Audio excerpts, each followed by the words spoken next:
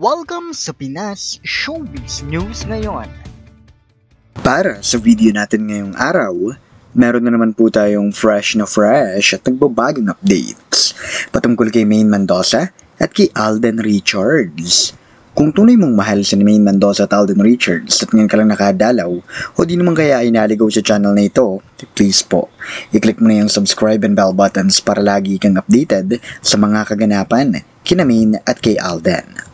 Ang pag-uusapan po natin ngayong araw ay ito pong nangyari kay Maine at kay Alden, syempre sa magkahiwalay pong event.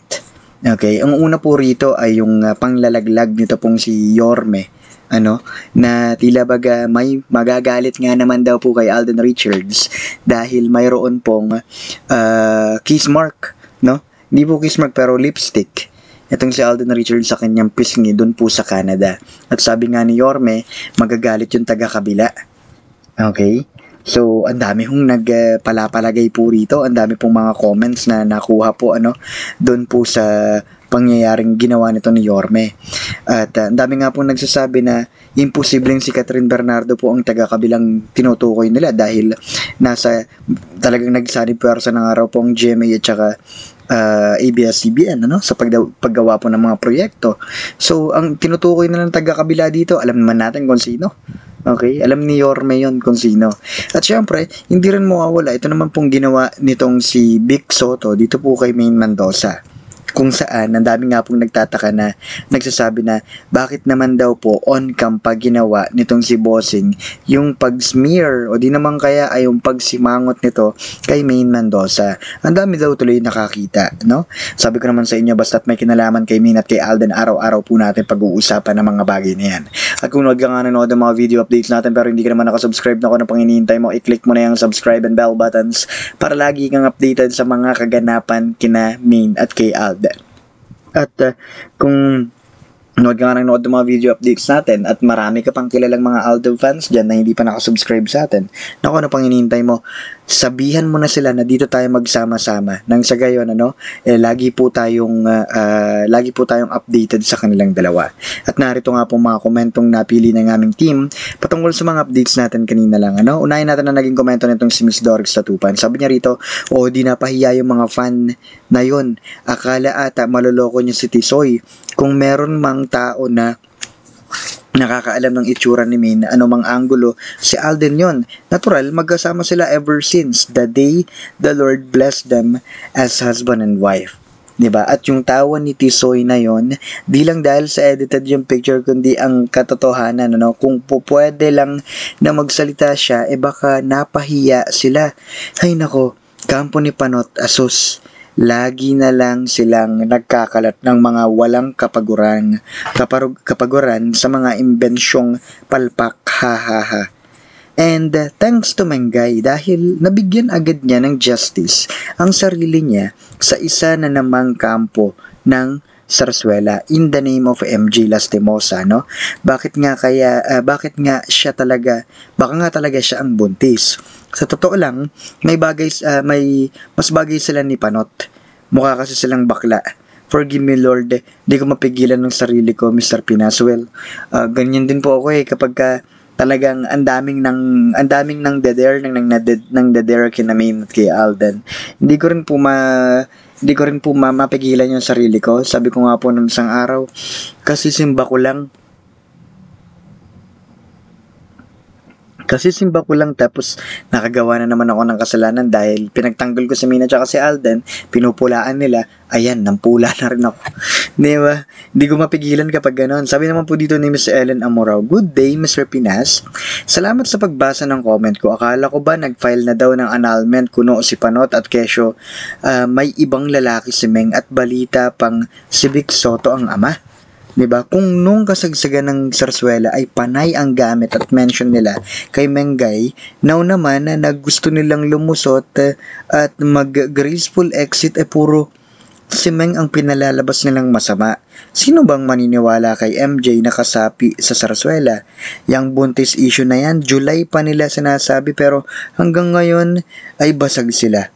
Ang mga naniniwala na mag-asawa si Meng at saka si Panot ay hindi ginagamit ang sentido komon. ang daming bakit na dapat sagutin. Kaya ng bakit walang alam si Panot about personal life ni Meng. Bakit never silang nag-guest no, ng sabay at live sa mga shows ng X Network at laging mag-isa lang si Panot. Bakit never na isama ni Panot si Meng sa mga gatherings sa Malacanang like Sona? And last, paano sila kinasal na may landslide sa Baguio at may lumabas na video ng kasal na ang ganda ng weather? Thanks sa update, Mr. Pinas. Stay healthy and God bless. Thank you so much po. And I agree with your bakits, no? I agree with your whys. Talagang yan yung mga bagay na hindi naman talaga nila maipaliw-paliwanag pa, di ba? Sabi naman po ni Miss Emilia Isanan, itong mga dudangers, hindi nyo pa nakilala si Mengay, ano? Kung kayo ay legit na Aldab, hindi ka magdududa. Kaming mga legit na Aldab, hindi kami nagdududa sa Aldab kahit anong post ng Aldab, kilala namin sila. Kaya nga mga dudangers, kung saan kayo maniniwala, di dun kayo. Ang dami nyo pang kuda, no? Nako Alden, gising ka na. Kailan ka pa gumising paghuli na ang lahat? Nakakasawa na kasi ang mga chismis na kinakabit nila kay Mengay. Kawawa si Mengay. Malaki na sinasakripisyo ni Main para sa'yo. Pwede ba lumaban ka na? No, ilang taon na ang hinihintay namin at ilang taon na kaming maghihintay. Kilos na Alden. Okay? Kung ako nga po yung mabibigyan pa ng pagkakataon, ano?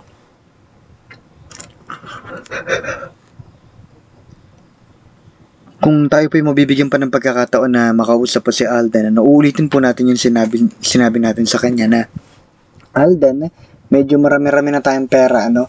Baka po pwedeng mag-focus na tayo sa ibang business. No, ang dami hong ganyang nagsasabi sa kanya. Baka po pwedeng umalis na tayo sa showbiz. Kaso nga lang, ito po yung passion ni Alden eh. No, yung pag-aartista. At syempre, part ng pag-aartista ay yung showbiz. At sa showbiz, bibigyan siya ng kontrata. At kung anumang kontratang kanyang makuha, wala po siyang choice. Hindi lang siya, kundi si Main din, ano? Kondisyon din ito. Diba? Maraming salamat po sa inyong komento. At ngayon, pag-usapan muna natin ang isang Main Mendoza kasi nung isang araw po, ang ating inunang pag-usapan si Alden. Itong sa Main Mendoza po, no? Dito po sa Itbulaga ay marami pong netizens na nakapansin na ginawa po sa kanya ni Vic Soto. Kung saan, huling-huli nga po sa camera na nagjo-joke po si Main Mendoza. Tapos ito pong si Vic Soto ay sumimangot. Okay, nung una, hindi ako naniniwala dahil ang dami kong nagtatanong, Mr. Pinas, anong masasabi mo sa ginawa nitong si Vic Soto dito po kay Main Mendoza? Nung una, hindi ako, alam mo yun, hindi naman ako nababother kasi nga, hindi ko naman napapanood. Pero nung nagsenda po sila sa akin ng mga IG videos, no? Doon po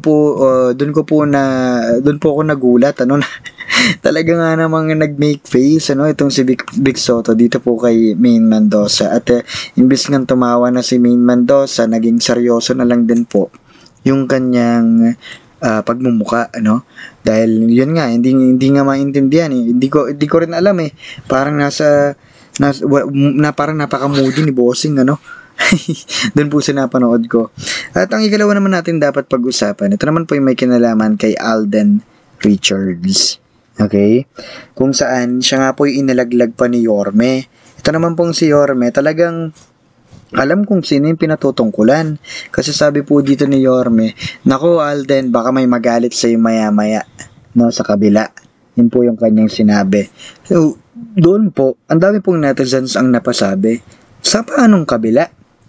Si Alden na nga nagsabi na wala nang network war between GMA and ABS-CBN kasi nakita niyo naman po, ano, sa pamamagitan po ng GMA nakakapag-ere pa rin po ang ABS-CBN, 'di ba? At naibibigay po nila, na isusupply po nila yung kanilang mga artista dito po sa GMA, 'di ba? So ngayon, ito nga po yung tinatanong nila, Mr. Pinas, sino yung tinutukoy nilang kabila? Wala naman tayong ibang kilala na inililink nila dito kay Alden Richards na taga-kabila, which is TV5. Walang iba kundi si Main Mendoza. Yan po yung kanilang itinatanong, ano?